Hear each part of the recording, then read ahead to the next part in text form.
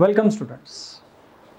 प्रशासकीय विचार हा आपला पब्लिक ॲडमिनिस्ट्रेशन आपला जो ऑप्शनल आहे त्यातला हा सेकंड चॅप्टर आहे आणि अतिशय इम्पॉर्टंट चॅप्टर आहे. आपली जी सिरीज चालू आहे सध्या त्या सिरीजमध्ये आपण ऑलरेडी वुड्रो विल्सन पाहिलेला आहे. त्यानंतर आपण फ्रेडरिक टेलरसुद्धा पाहिलेला आहे. आज आपण पाहतोय हेनरी फायोलबद्दल. या प्रशासकीय विचार चॅप्टरमध्ये असे वेगवेगळे हे थिंकर्स आहेत, ज्या थिंकर्सबद्दल आपण गोष्टी समजून घेतोय.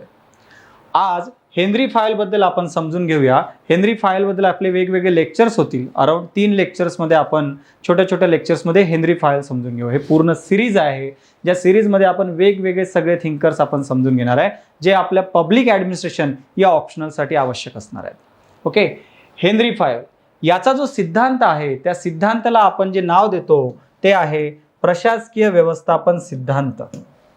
प्रशासकीय व्यवस्थापन सिद्धांत. ओके, त्याच्या सिद्धांताच्या नावावरून तुम्हाला लक्षात आलं असेल की हा सिद्धांत कशाबद्दल आहे? प्रशासकीय व्यवस्थापनाबद्दल. की जे मॅनेजमेंट आहे, ॲडमिनिस्ट्रेशन जे आहे, जे मॅनेजमेंट आहे प्रशासनामध्ये, ते कशा प्रकारे असायला पाहिजे त्याच्याबद्दलचे यांनी काही सिद्धांत दिलेले आहेत. तर याच्या थेअरीमध्ये आपण वेगवेगळ्या सिद्धांताचा अभ्यास करतो. त्यातील काही सिद्धांतांबद्दल आज आपण समजून घेऊया. ठीक आहे, चला सुरुवात करूया. हेनरी फायोलबद्दल समजून घेऊया. हे सगळे आपले खूप चांगले थिंकर्स आहे. हे असे थिंकर्स आहे ज्या थिंकर्सनी प्रशासन घडवलंय. मागच्या 100 वर्षांमध्ये जे काही प्रशासनाची जे डेव्हलपमेंट झालेली आहे ते अशाच थिंकरच्या थिंकिंगमुळे किंवा त्यांच्या थेअरीजमुळे झालेली आहे. त्यामुळे या थिंकरचा अभ्यास करणे आपल्याला फक्त लोक प्रशासन या विषयाचा अभ्यासासाठीच महत्त्वाचं नाही आहे, तर एक प्रशासक म्हणून उद्या चालून सुद्धा तुम्हाला हेनरी फायोल किंवा असे जे आपण वेगवेगळे थिंकर जे पाहतो आहेत त्या थिंकर्समधूनच तुम्हाला यांच्या गोष्टी समजणार आहेत, प्रशासनाच्या गोष्टी चांगल्या समजणार आहेत. चला पाहूया हेनरी फायोल हा अजून कोणकोणत्या गोष्टींबद्दल, कोणकोणत्या महत्त्वाच्या गोष्टींबद्दल बोलतोय. पहिला, हेनरी फायोल म्हणतो की औद्योगिक उपक्रम जे असतात त्याचे 6 गट असतात. म्हणजे कोणत्याही ऑर्गनायझेशनमध्ये, ते औद्योगिक ऑर्गनायझेशन असेल जे की लोक प्रशासनामध्ये सुद्धा लागू होते. पहा, हे जे थिंकर्स होते ना, हे थिंकर्स मोस्टली जे आहेत जे इंडस्ट्रीजसाठी यांनी बनवलेल्या थेअरीज होत्या. झालं काय, यांच्या थेअरीज ज्या सक्सेसफुल व्हायला लागल्या त्यानंतर या थेअरीज लोक प्रशासनामध्ये सुद्धा यूज व्हायला लागल्या. म्हणून जरी यांनी हे 6 सिद्धांत औद्योगिक उपक्रमाबद्दल दिलेले असतील तरी हे सिद्धांत लोक प्रशासनामध्ये सुद्धा तेवढेच उपयोगाचे असतात. मग आपण सोप्या भाषेमध्ये समजून घेऊ की कोणकोणते हे सिद्धांत त्यांनी दिलेले आहेत. यामध्ये पहिला सिद्धांत तो म्हणतो तांत्रिक कृती, टेक्निकल. त्यानंतर व्यापारी कृती, कमर्शियल ॲक्टिव्हिटीज. त्यानंतर आर्थिक वित्तीय घडामोडी, फायनान्शियल ॲक्टिव्हिटीज, सुरक्षाविषयक कृती, सिक्युरिटी ॲक्टिव्हिटीज, लेखाविषयक कृती, ऑडिट ॲक्टिव्हिटीज, व्यवस्थापकीय कृती, मॅनेजमेंट ॲक्टिव्हिटीज. त्याचं म्हणणं आहे की अशा 6 कृती कोणत्याही ऑर्गनायझेशनमध्ये होता. ज्यामध्ये तांत्रिक कृतीबद्दल, टेक्नॉलॉजीबद्दल बोलल्या जाते की ऑर्गनायझेशनमध्ये नवीन टेक्नॉलॉजी आणण्याची गरज आहे का, अडॉप्ट करण्याची गरज आहे का. जसा लोक प्रशासनमध्ये आता इन्फॉर्मेशन अँड कम्युनिकेशन टेक्नॉलॉजीचा आपण वापर करतोय. तर ह्याच गोष्टी पहा, फायोलच्या गोष्टी आज कशा लागू होतात की फायोल बोलतो की टेक्नॉलॉजी कृती तुम्हाला करावीच लागते प्रशासनामध्ये. लोक प्रशासनामध्ये करतो आहे का नाही आपण इन्फॉर्मेशन कम्युनिकेशन टेक्नॉलॉजी यूज करतच आहे. वरून नवीन येणाऱ्या टेक्नॉलॉजी जशी ब्लॉकचेन टेक्नॉलॉजी आपण वापर करतो आहे, आर्टिफिशियल इंटेलिजन्स, या सगळ्या टेक्नॉलॉजीचा आपण वापर करतो आहे. त्यानंतर व्यापारी कृती, कमर्शियल ॲक्टिव्हिटी. त्याचं म्हणणं आहे व्यापारी कृती सुद्धा केली जाते. हे प्रायव्हेटमध्ये तर ऑफकोर्स केलीच जाते, गव्हर्नमेंटमध्ये पण व्यापारी कृती केली जाते का नाही केली जाते? गव्हर्नमेंटचे सुद्धा आहेत ना, पब्लिक सेक्टर अंडरटेकिंग्स आहे. गव्हर्नमेंटच्या कितीतरी कंपन्या आहेत ज्या व्यापारामध्ये इन्व्हॉल्व असतात. त्यामुळे ह्या ज्या व्यापारी कृती आहेत गव्हर्नमेंटमध्ये सुद्धा होते. माल देणे, माल घेणे. गव्हर्नमेंटला बऱ्याचशा गोष्टी गव्हर्नमेंटसाठी लागत असतात. गव्हर्नमेंट विकत घेते की नाही बराचसा माल, सर्व्हिसेस देते लोकांना, त्यामुळे ही सुद्धा व्यापारी कृती आहे. त्यानंतर तिसरी कृती त्याचं म्हणणं आहे आर्थिक आणि वित्तीय कृती जी असते, फायनान्शियल ॲक्टिव्हिटीज. होतात ना गव्हर्नमेंटमध्ये फायनान्शियल ॲक्टिव्हिटीज, प्रायव्हेट सेक्टरमध्ये तर होतातच, गव्हर्नमेंटमध्ये सुद्धा होतात. मी गव्हर्नमेंटबद्दल स्पेसिफिकली का बोलतो आहे, कारण आपण लोक प्रशासनाबद्दल बोलतो आहे. गव्हर्नमेंटमध्ये जर तुम्ही पाहिलं आर्थिक आणि वित्तीय घडामोडी, तर बऱ्याच आर्थिक वित्तीय घडामोडी होतात. टॅक्स घेतला जातो, बरोबर, बजेट आणला जातो. ह्या सगळ्या कोणत्या ॲक्टिव्हिटीज आहेत? या वित्तीय ॲक्टिव्हिटीज आहेत. ओके, त्यानंतर खर्च केला जातो बऱ्याचशा वेगवेगळ्या गोष्टींवर. बिल्स आणले जातात, मनी बिल्स, फायनान्शियल बिल्स, धनविधेयक, अर्थविधेयक आणले जाते संसदेमध्ये. हे काय आहेत? हे सगळ्या आर्थिक किंवा वित्तीय घडामोडीज आहेत. त्यानंतर फायोलनुसार पुढची महत्वाची कृती कोणती केली जाते ऑर्गनायझेशनमध्ये? ती असते सुरक्षा विषयक कृती, सिक्युरिटी. सुरक्षा इम्पॉर्टंट आहे. मग ती सिक्युरिटी फक्त मोठ्या लेवलचीच नाही, छोट्या लेवलची सुद्धा पाहावी लागते. जसं मी तुम्हाला ब्लॉकचेन टेक्नॉलॉजी सांगितलं, IT इन्फ्रास्ट्रक्चर जे आहे आपलं, गव्हर्नमेंटचे जे ऑनलाईन जेवढा डेटा आहे त्याचं सिक्युअर करण्यासाठी गव्हर्नमेंट काय म्हणते? ब्लॉकचेन टेक्नॉलॉजी आणा. ही सिक्युरिटी ऍक्टिव्हिटी आहे, बरोबर. देशाच्या सिक्युरिटीसाठी आपल्याकडे आर्म फोर्सेस आहेत, ही सिक्युरिटी ऍक्टिव्हिटीज आहे. इंटरनल सिक्युरिटीसाठी आपण पॅरामिलिटरी फोर्सेस आणलेत, हे सिक्युरिटी ऍक्टिव्हिटीज आहेत. पोलीस आहे आपल्याकडे लॉ अँड ऑर्डरसाठी, या सिक्युरिटी ऍक्टिव्हिटीज आहेत. सिक्युरिटी ऍक्टिव्हिटी सुद्धा करावी लागते, या प्रायव्हेटला सुद्धा करावे लागते, त्यांचे ऑफिसेस, त्यांचा डेटा, त्यांची माहिती प्रोटेक्ट करण्यासाठी. त्यानंतर पुढचं त्याचं म्हणणं आहे लेखाविषयक ऍक्टिव्हिटी, कृती. ऑडिट ऍक्टिव्हिटी सुद्धा असते ऑर्गनायझेशनमध्ये, असते ना ऑडिट ऍक्टिव्हिटी.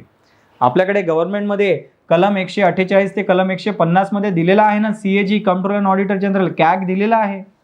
महालेखापरीक्षक, त्याचं काम काय आहे? ऑडिटिंग करणे.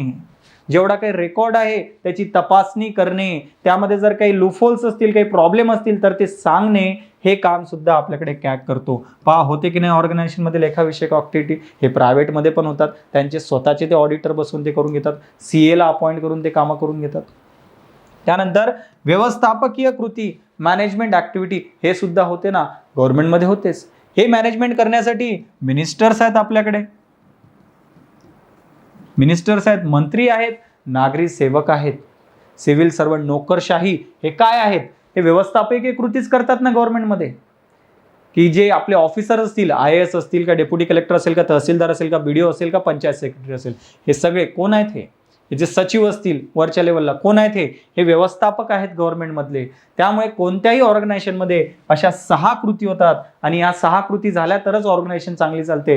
फायोलनी हे सांगितलं होतं, आज सुद्धा लागू होते, इव्हन सरकारी यंत्रणेमध्ये सुद्धा लागू होते. म्हणूनच तर लोकप्रशासनामध्ये आपण याचा अभ्यास करतो आहे का नाही? पहा फायोल किती महत्वाचा ठरतो आहे आपल्याला लोकप्रशासनाचा अभ्यास करण्यासाठी. ठीक आहे, म्हणून हेनरी फायोल दूरदर्शी होता तो. यांनी 100 वर्ष आधी दिलेल्या ह्या सिद्धांत आज सुद्धा तसेच लागू होतात. मी याच्या आधीचं जे लेक्चर घेतलं होतं फ्रेडरिक टेलरचं, त्याच्यामध्ये सुद्धा सांगितलं होतं.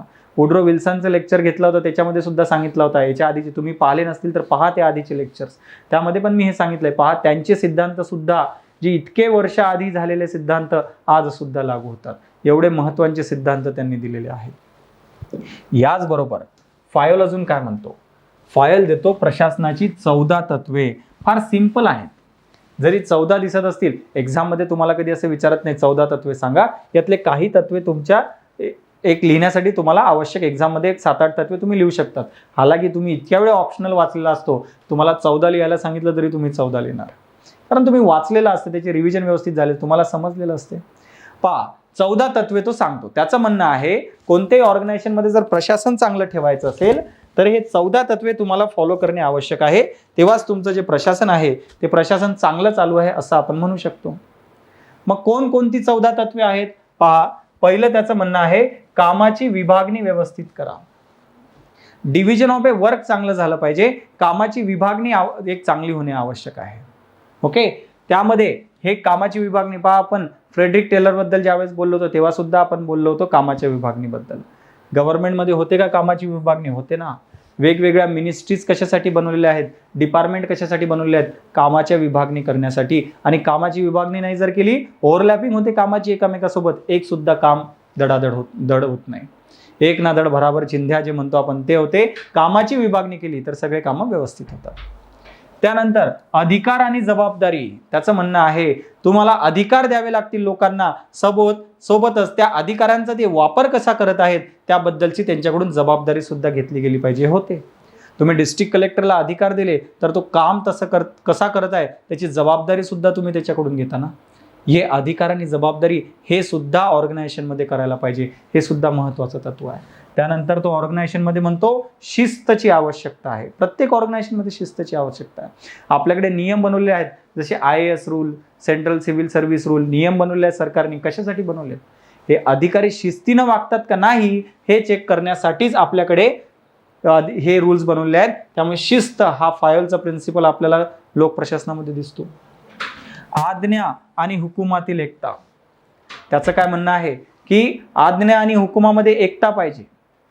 असं नाही की खूप सारे लोक मिळून आज्ञा देत आहेत, कोणीतरी एक व्यक्ती आज्ञा देत आहे आणि तेच लोकांनी फॉलो करायला पाहिजे. एकाने जर आज्ञा दिली तरच बरं असते. 10 लोकांनी आज्ञा दिली तर कोणती आज्ञा फॉलो करायची ते सुद्धा आपल्याला कळत नाही. आदेशाची एकता. आदेश कोणत्याही एका ठिकाणाहून यायला पाहिजे. वेगवेगळ्या ठिकाणाहून आदेश यायला नको. एका गोष्टीबद्दल आदेश देण्याची परमिशन सुद्धा एकालाच असायला पाहिजे. आदेशाची एकता. व्यक्तिगत हित उपक्रमाच्या व व्यवसायाच्या हितापुढे दुय्यम असते. त्याचं काय म्हणणं आहे? तुमच्या संस्थेचं हित आणि व्यक्तिगत हित मध्ये सर्वात महत्वाचं तुम्हाला काय ठेवावं लागेल? तुमच्या संस्थेचं हित सर्वात वर ठेवावं लागेल, व्यक्तिगत हित बाजूला.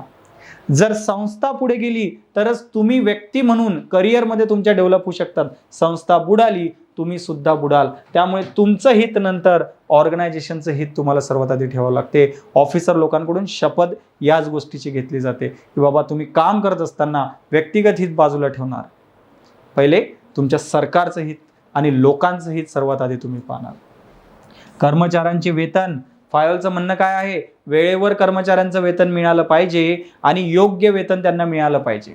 ज्या व्यक्ती जेवढं वेतन डिझर्व करतो तेवढं वेतन मिळालं पाहिजे. तुम्ही लक्षात घ्या, एखाद्या ऑर्गनायझेशनमध्ये तुम्ही काम करत आहे, तुम्ही काम भरपूर करत आहे, तुम्हाला वेतन मिळणार नाही. तुम्ही चांगलं काम करणार का? ती ऑर्गनायझेशनमध्ये लोक चांगलं काम करणार का? नाही करणार.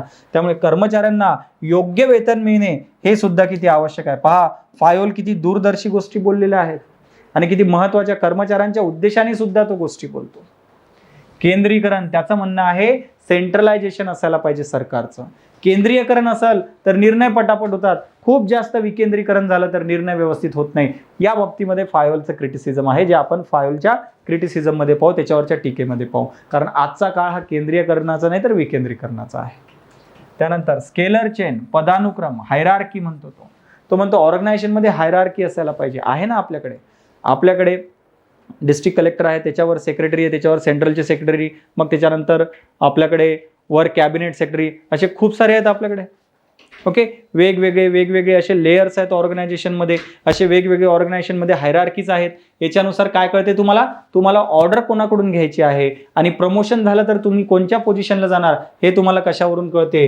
हे पदानुक्रम असेल तर कळते. तो पदानुक्रम आवश्यक आहे. याने डिसिप्लिन सुद्धा राहतो ऑर्गनायझेशनमध्ये. पदनियुक्ती, प्लेसमेंट. त्याचं म्हणणं असं आहे कोणत्याही पदावर त्या पदावर योग्य असलेला व्यक्तीच त्या ठिकाणी बसायला पाहिजे.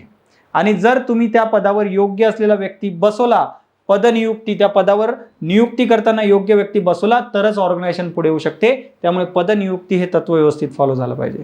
त्याच्यासाठीच तर आपण सिव्हिल सर्व्हिस एक्झाम देत आहे. आपली त्याच्यामधूनच त्या सिव्हिल सर्व्हिस एक्झाममधून सिलेक्शन का होत आहे?